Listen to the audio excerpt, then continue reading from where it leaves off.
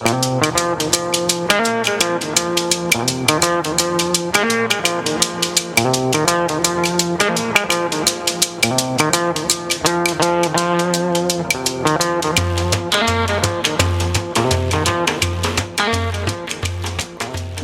back to Talk of the Bay. I'm Christine Barrington. We are living in a time of dynamic and dire change. With a pandemic, a major war, and the destabilization of democracies across the world, including our own, conditions across the globe feel urgent. And sounding beneath these catastrophic developments is the greatest urgency of all, climate disruption, which is humming right along and growing in volume every day. It can be hard to know what to do, and the temptation might be to freeze and numb one's genuine awareness out of the rising risks.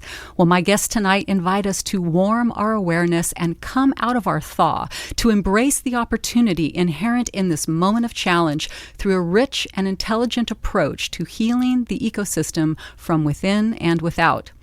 Lydia Neilsen and Anna Freiwald are the founders of Vital Cycles Permaculture, a regenerative design practice that offers education, training, community building, with design services and installation for those who are seeking to restore their understanding of the vital cycles that govern life, starting from within the individual and spiraling out all the way to the larger biosphere that nourishes and sustains us all. Well, Lydia and Anne, welcome to Talk of the Bay.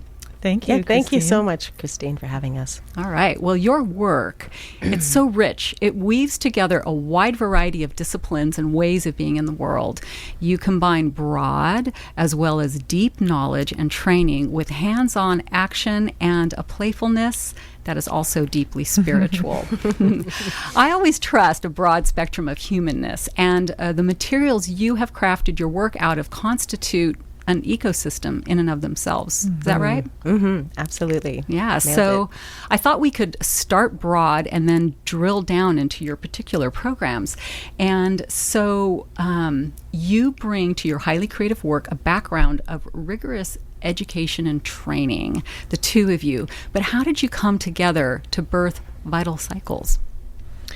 Well, we've been friends for about 13, 14, 15 maybe years now. 15, And so it all started as a series of conversations where we just started noticing all of the parallels between what the different things that we were excited about, which were, overlapping and also disparate. And so, these conversations just got richer and richer. Right. So conversations, I would be talking about working with, humans and healing and working together and working intimately in community. And then Lydia just so naturally would say, that's not unlike how we work with plants, how we work with communities, plant communities. And it just became more and more apparent that the work that we were both loving to do was super complementary. And then when we mentioned it to other people, when we started talking about the things that we were thinking about, other people got really lit up. And then we started finding other resources and areas of research around the world that were very related, and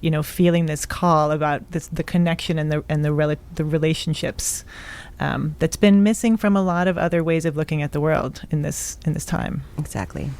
Well, we live in the age, I think it's the age of relationship. I think this is what is coming up through the collective consciousness and really making itself felt, that everything, absolutely everything, is based on relationship. Yeah. And I love it when you said that when you share with people, they get excited. Like, you have your finger on the pulse when there's that kind of energetic response. Indeed. Yep. So you do many things at Vital Cycles. And so I thought we could start first perhaps with your consulting practice, the kind of things that you do, and then get to some of the training you do, which really excites me. But let's talk about the sort of practical hands-on. You do design, you do installation, and right now there's a topic that's hot on a lot of people's minds, which is gray water installations. Tell us about what you're doing there. Yeah. Well, I don't even know who should start. Yeah, it's exciting. What we like to do is if you are someone who is wanting to just create more moisture, lower your microclimate temperature, create more beauty, really effectively use the water that is already coming to your home, to the place where you live. Contribute to fire safety. Wildlife corridors and habitat. We want to talk to you, right? And how we do it is it's a process of co-creation. So the people that we get to work with, we work with them collaboratively, and we create designs, regenerative designs and plans, and work with them so that so we're not wanting to create something where we have to come back every week necessarily. We are wanting, and the people who come to us, they want to be engaged and interacting with the land that they are tending, that they get to tend. Yeah. So we're all about, like, all our approach is educational and collaborative, and we co-create so that when we walk away from the end of the day, that person knows what they need to do next. They know that they can call us and call upon us, and we'll come back and as needed. But the more people right now that are actively engaged with the land that they tend and get to be a part of, the better off we all are. That's right. It's so important to us that we be imparting the skills, not just installing them for people. So working with us means that you get some training, and as Anne said, we co-create with the human beings who live in the place that we work, and also with that landscape there, so that there's really, these three parties involved: the humans who live there, and the land that they tend, and then us. And what people find is, usually people get excited about gray water when they realize that roughly half of your water use is for outside. And if you take the water that you already used inside and you put it outside, then you've just vastly expanded your capacity to grow things, to have a saturated, moist area around your house, and all of the benefits that come along with that. Right. The cooling, the shade, the healthy trees, the increased wildlife, and just the joy and the beauty for the humans who live there. Exactly. There's a lot that jumps out there.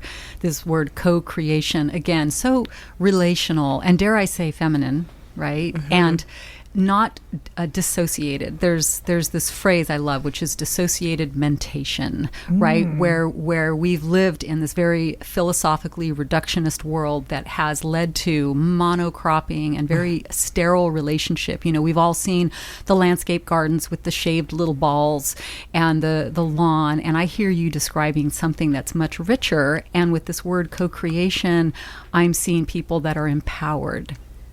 Yeah. Absolutely.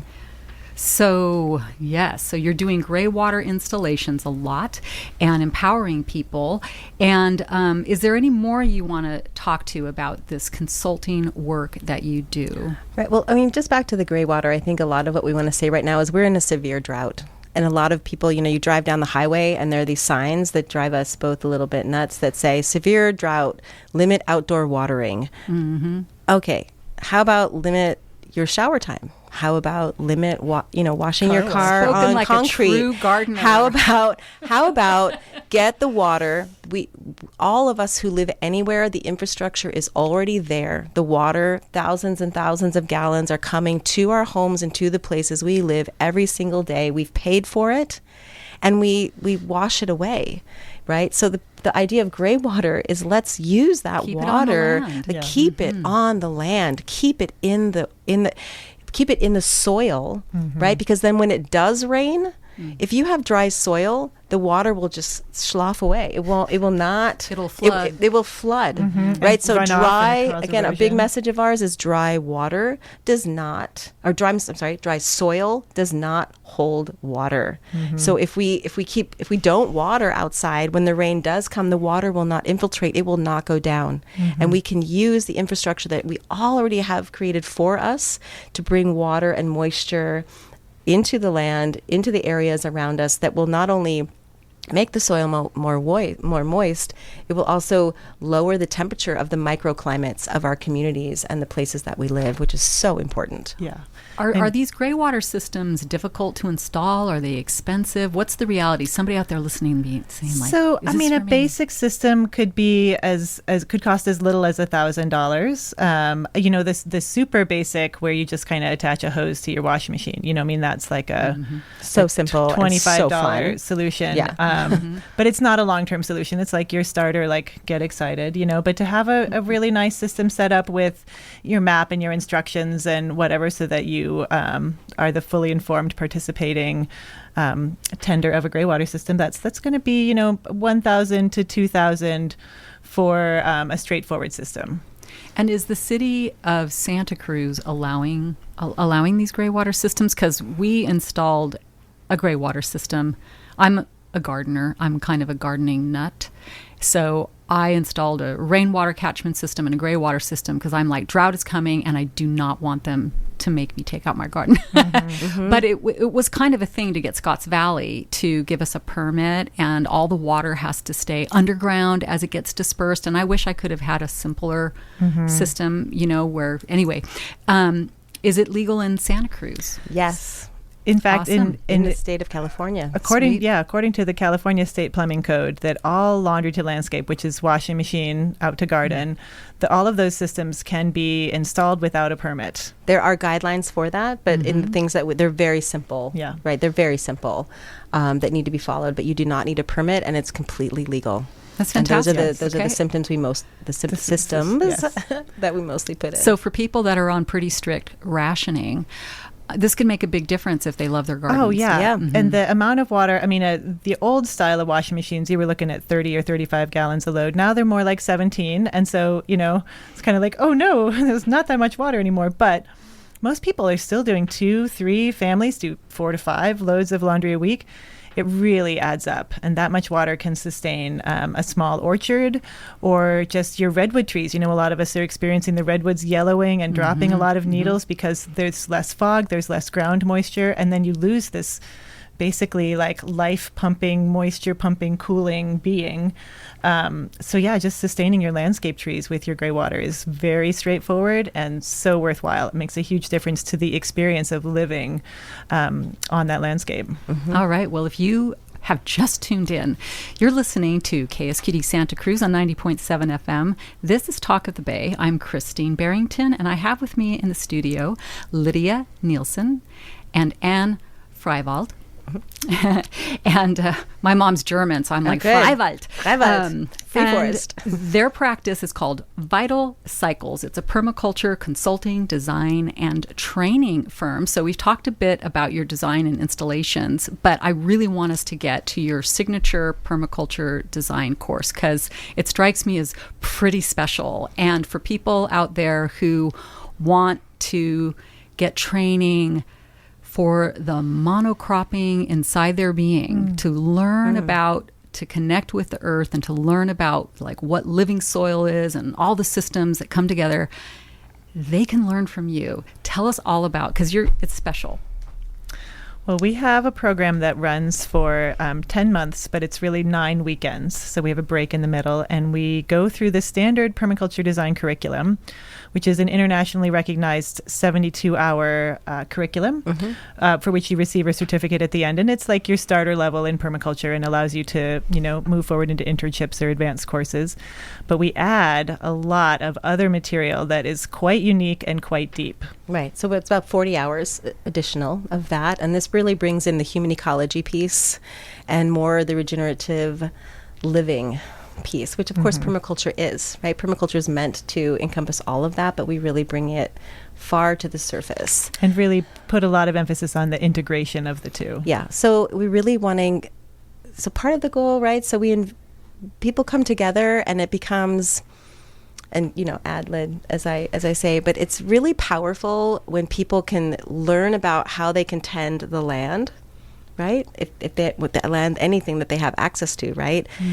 And then how similar it is to tend to ourselves. The inner ecosystem. Right, our inner ecosystems, right? It's not so far apart. But first, they sort of get that. They understand, this is actually so simple. This is going so well.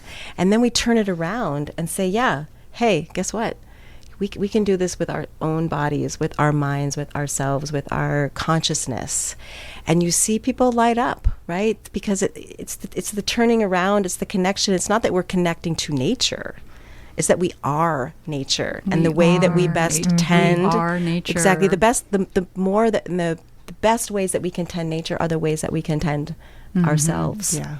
And that reminds me, Stephen Herod Buhner, the great plant communicator, said, all environmentalists go through a hating on humanity stage. And he's like, and then they grow out of it because he said nature does not ever make mistakes. Yeah. We are not a mistake. And yet I love thinking of wellness in terms of a healthy inner ecology. It's a great pivot away from mental health, which is great stuff. It's psychology is essential, but it's a different angle. So could you just describe what is a healthy inner ecosystem? Some high points.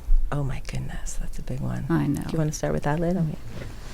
Well, it's also integrated with the outer ecosystem. But I feel like I want to just say that one of our guiding principles and themes is really healing life through life, so that all of our solutions are really about biology and life, and not so mechanistic and not so technological. And so, you know, the vibrant inner ecosystem is alive and recognizing all of the different elements and really honoring all the different elements of our bodies, including the millions of viruses and the millions of bacteria and the millions of other organisms that comprise our being. We have civilizations within us. We certainly do. Yeah. Intelligent ones. And one of the major first connections we made specifically was around the soil microbiome and our gut microbiomes, right? So if we all start to realize that there is cross-species communication happening with the hundreds of millions of microbes that are in our guts, right? And in the soil, it's the same. The same cross-species communication is happening in the soil that is happening within us. And how beautiful that is. And that the key to health is really the diversity of all of this. It's not about killing any one spectrum of the population within your body or within the earth, whether you're doing that on purpose or not.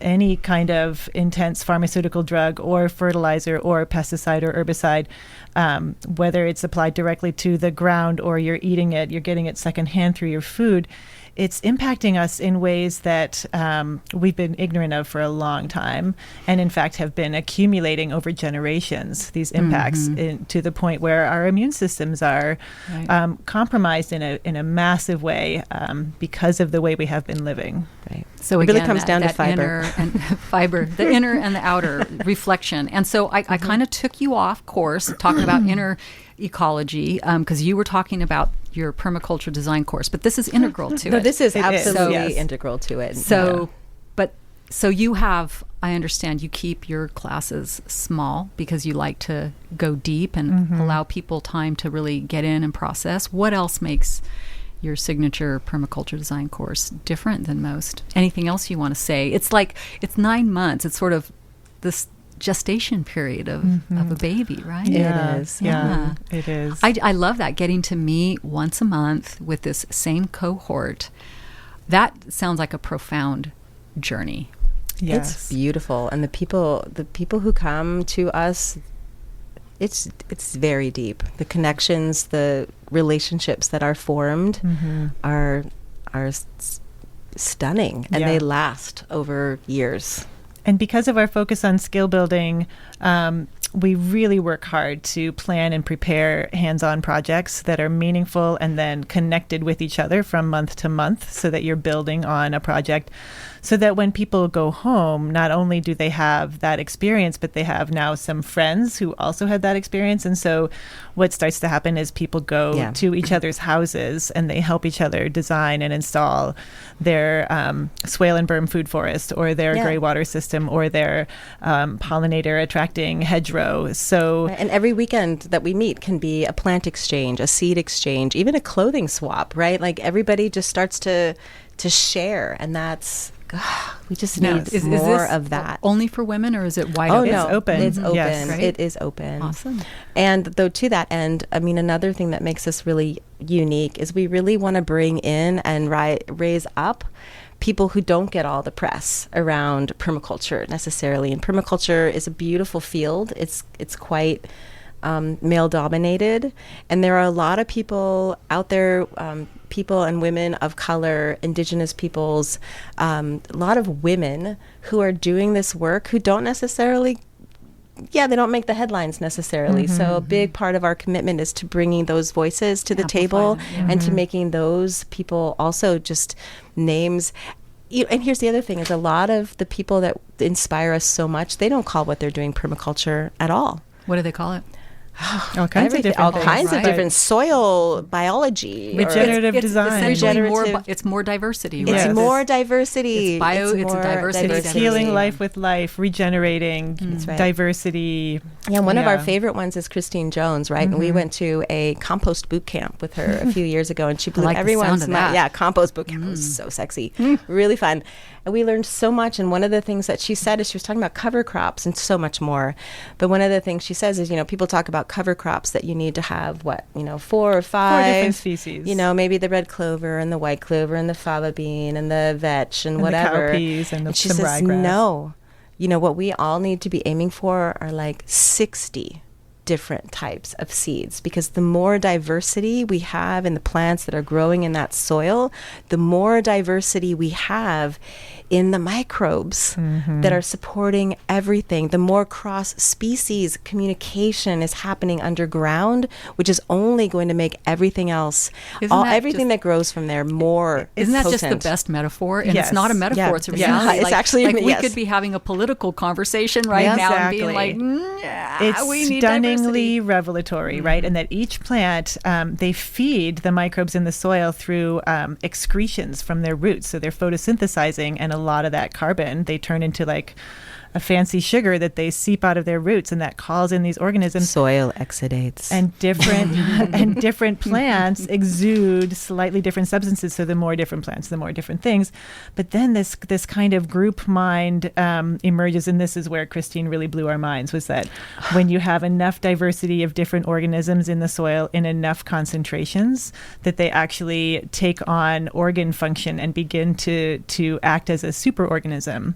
And that also happens in our guts when we are eating, for example, 80 different kinds of plants in a week, where you would have that kind of diversity of fiber and other different elements in your diet. Which people before did have. And now the different types of fiber, the different types of plants or foods we bring into our bodies, we're eating monocrops.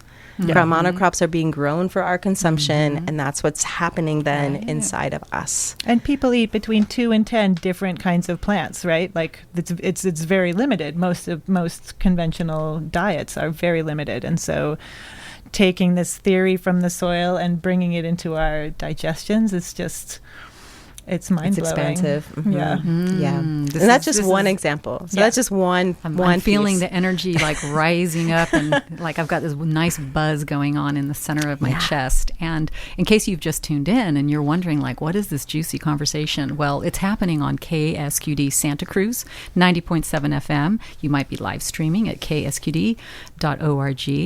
And I have in the studio with me here on Talk of the Bay, I'm Christine Barrington, Lydia Neilsen and Anne Freiwald, and they have an amazing practice called Vital Cycles. They do design, consulting, installations, but right now we're talking about their signature permaculture design course that lasts over 9 months and takes people deep and rich into the world of biodiversity on every level.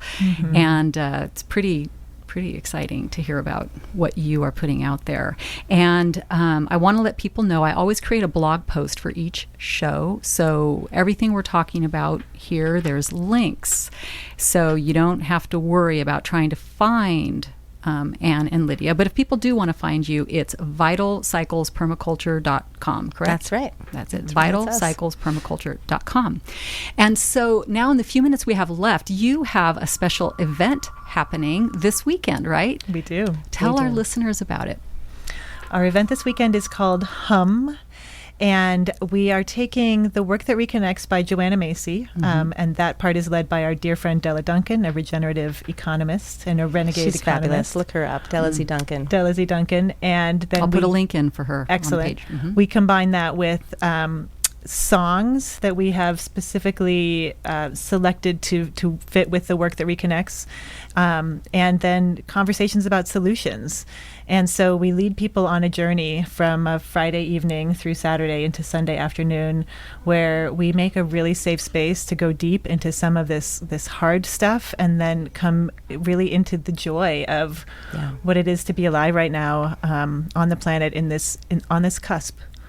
Yeah, think about, those of us who want to lean in and increase the biodiversity, do what supports life on this planet. We're alive at a pivotal time. We can be a keystone species for future generations. And what you're offering can help people learn how to do that with power. And I love it that at this, you sing a lot at your events. We do. So and gorgeous. at this weekend, we'll probably share at least 20 songs. Yes, usually between 20 and 25. And they're all really crafted, and we have actually for each moment probably at least two songs that we could share in that moment that really, just let people feel supported through this process. The work that reconnects starts in gratitude, and then honoring our pain, and then seeing with new eyes, and then moving forth.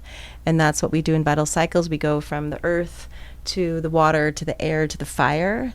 And all of the songs just hold everyone in this beautiful space to enjoy that journey from the start on Friday evening until the end on Sunday afternoon. Yeah. Well, sweet. And before we go forth tonight, would you send us forth with a song? Yes. And so we're going to sing a song. This is a song by a local songstress, so prolific. Her name is Debbie Nargi Brown, debbie-nargi-brown.com.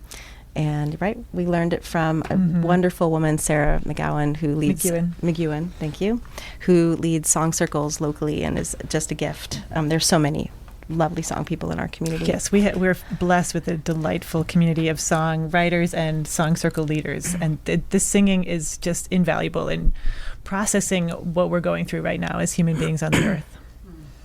Okay. All right. Okay. You ready? Oh, grief, oh, joy, held in the very rhythm of my beating heart. Oh, grief, oh, joy, may you come together so I don't fall apart. Look down into your roots, that's where it all begins. Look up into the stars, embrace all that you are. Look down into your roots, that's where it all began. Look up into the stars, so I don't embrace fall all apart. that you are. Look down into your roots, oh, joy, that's where it all began. Look held up in the into very the stars, rhythm of my embrace beating all heart. that you are. Look down grief. into your roots, Oh, that's joy, where it all began. May Look you come up into together the stars, so I don't embrace fall all that you apart. are. Oh, you are held. You are held. You are held. Surrounded, grounded. Surrounded and grounded with vital cycles. Permaculture. Thank you, Lydia. Thank you, Anne. And I hope people join you for your year-long course and for your wonderful HUM event this weekend, the 12th through the 14th. Thank you so much for having us, Thanks Christine. for having us. This was really a treat. It's amazing. Yes. All right. Well, if you enjoyed that, that's because you are tuned to KSQD Santa Cruz at 90.7 FM, live streaming at ksqd.org.